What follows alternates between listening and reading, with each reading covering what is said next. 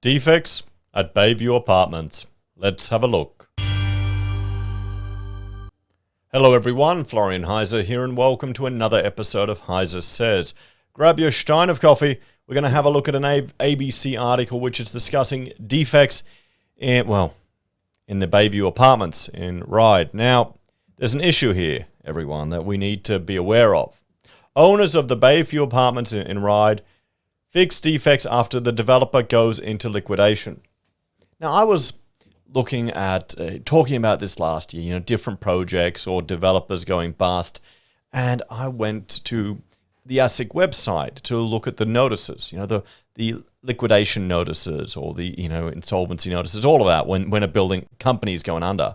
And when one of these big developers goes under, you see all these different companies. And the issue is, I was thinking, what is this? Each company is a different one for each development. And how much are the companies worth? A few bucks? What assets do they have? Anything? And that's the thing. You got to understand who you're actually doing business with. Who is they going to give you the guarantee? And, is the developer here the builder as well? So this is going to be an interesting one. So, a group of apartment owners in Sydney's north has had to find millions of dollars to rectify defects in their complex, which emerged since it was completed 10 years ago. So it looks like well past the defects liability period. On these buildings, you have a defects liability period you can set for a particular time frame, a year, maybe 2, 6 months. It depends. It's part of the contract. And you administering the contract withhold some money from the builder, so they have to come out and fix those defects. If they don't, you use that money you've withheld during the construction process to pay for someone to fix the defects. And if it costs more than the money you have, you've got to sue them.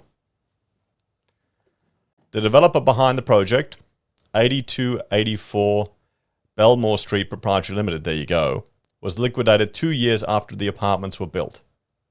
Okay. The 4 buildings between Belmore and Porter Streets in Ryde, known as the Bayview Apartments, contain about 350 units and were completed in 2010. It is the latest apartment complex in Greater Sydney revealed to have left owners out of pocket due to defects within the first few years of settlement. The owners estimate it has cost them several $1 million to rectify the defects over the past decade. Why are people buying these things? Is it because it's affordable? Maybe it's just, I've read too many of these articles now over the last few years. It's probably people downsizing, sell the home, cash out, move in. Among the problems to emerge was a plastic hot water pipe system in buildings C and D that had to be replaced with a copper network in 2018. Whoa! Costing $2.8 million between about 150 owners. How can that happen? That's a huge defect. Burst pipes in the buildings set unit owners back more than $132,000 over 4 years before they were replaced. Owners also spent more than $70,000 on repairs in the basement of Building D to fix drainage problems, more than $90,000 to repair render on the same building, and $20,000 to rectify communication seals across several buildings because of a fire spread risk. Many of the issues were documented in a building defect report commissioned about 5 years after the buildings were complete. They should have gotten caught. How was this building procured? Is it another design and construct? Maybe I need to do some investigation. If you know of this, guys, let me know, because we need to start tracking this. I'm not worried about talking about design and construct and the issue with these apartment buildings. It's not really a sector I want to chase. It's not work I enjoy doing, so I don't care about talking about it, to be honest. See, that's the thing. When you're working in a design and construct situation, you got the developer here,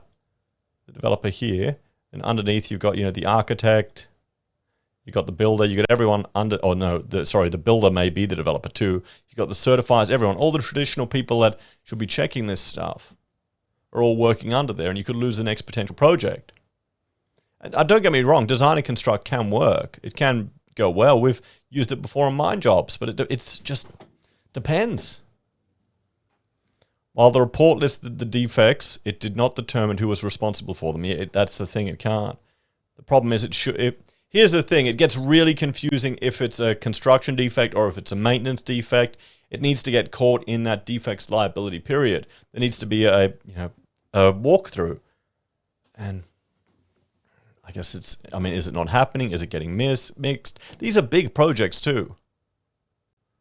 Problems with the air conditioning system was more recently documented in a series of reports provided to the owners corporation, showing it is set to cost owners thousands of dollars. I mean, you're always going to have costs associated with moving into these buildings. That's what you've got the sinking fund to pay for rectifications in these issues. Some of them are maintenance, some of them are just, buildings fall apart. Strata Chair Andrew Murray said many owners were frustrated. We're determined to make this building good, he said. For 20 years, New South Wales governments allowed builders to thrive through poor regulation.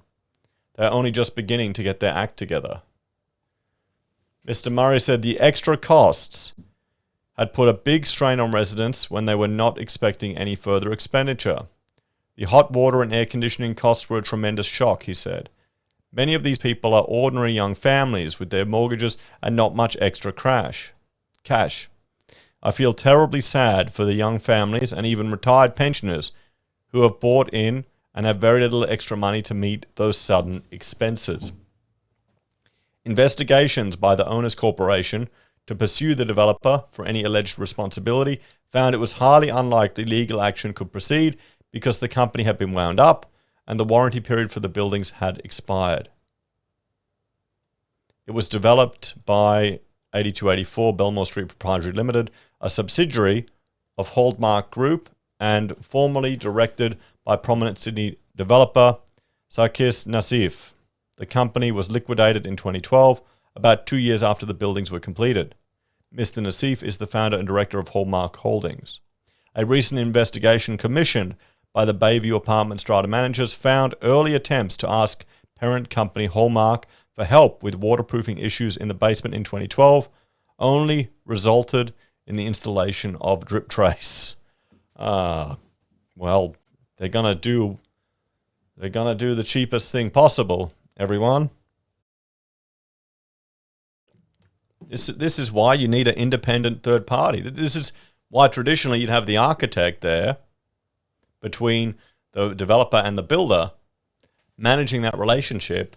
But if they're in cahoots, the developer and builder, or if they're the same company, then, this whole thing, it's a risk. Even when you do your building and pest inspection, how are they going to know about the plumbing? It's, the type of pipe that are used or water leak issues. It's really, it's concerning. Under new laws which came into effect in July, developers are compelled to rectify serious defects on apartment buildings within 10 years. A spokesperson for Hallmark said it was unwilling to work with the owners corporation. It was willing to work with the owners corporation, but claimed it had received little feedback. It also said the issues raised with it were outside the warranty period. Hallmark has a reputation built on quality and a strong history of working constructively with owners and tenants to resolve any issues, they said. The building in question was completed in 2010 and has been occupied for more than a decade. After completion, we worked constructively with the owners corporation to undertake rectification works. Much of the work undertaken was outside of the relevant warranty period, but we were more than happy to assist the owners corporation. So ponding on the roof where the air conditioning towers have deteriorated. Well, you've got to maintain that. Do they have the falls right there? The spokesperson said, at the end of the 6-year warranty period, the Owners Corporation commissioned a building report detailing a range of building and wear and tear maintenance issues of a lived-in apartment complex. We engaged an independent consultant to review the report and to work with the Owners Corporation to assess and work through any issues, he said. Well, see, they should have gotten a report done before that 6-year period.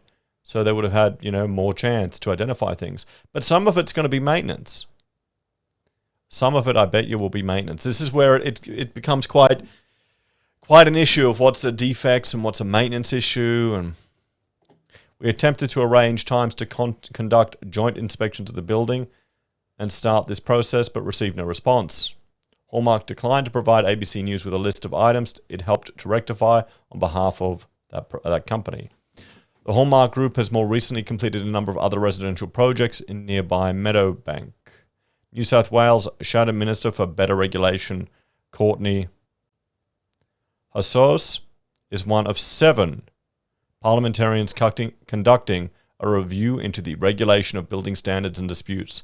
She said more still needed to be done to protect apartment buyers across the state.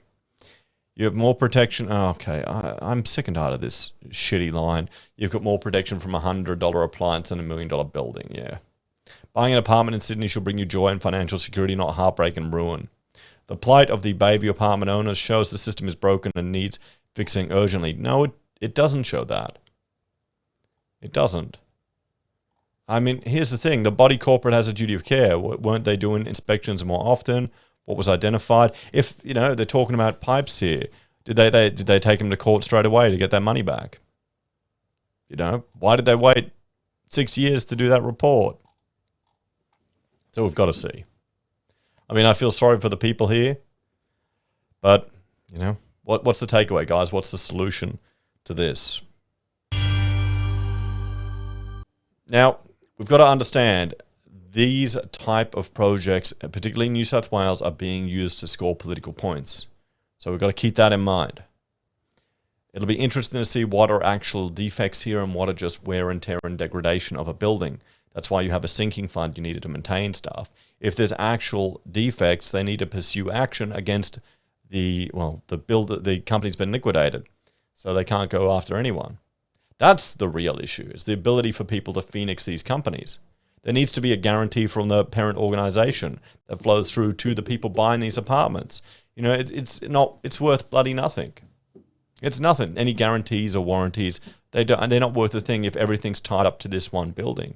Or maybe this one company. Maybe the companies need to have sufficient bank guarantees in place for the entire 6 years period of the warranty, and it just sits there for that period. So it has, a percentage of the cost of the building set aside as a bank guarantee for the 6 year period. So there's always an entity there, and there's always a potential for rectification, for legal action. Something has to happen. What do you think? What would you suggest, everyone? Thanks for watching. Let me know your thoughts and opinions on this one in the comments down below. If you're a fan of the channel and enjoy the content I create here, there are a few ways you can support us. You can join us on YouTube or Patreon. Sign up for SelfWealth or Stake. Use our affiliate links at Amazon, eBay, Independent Reserve, or AussieBroadband. You can buy our merch from HeiseSays, use Gold Pass from the Perth Mint, or support us via PayPal. Take care, everyone. Have a great day. I'll see you next time.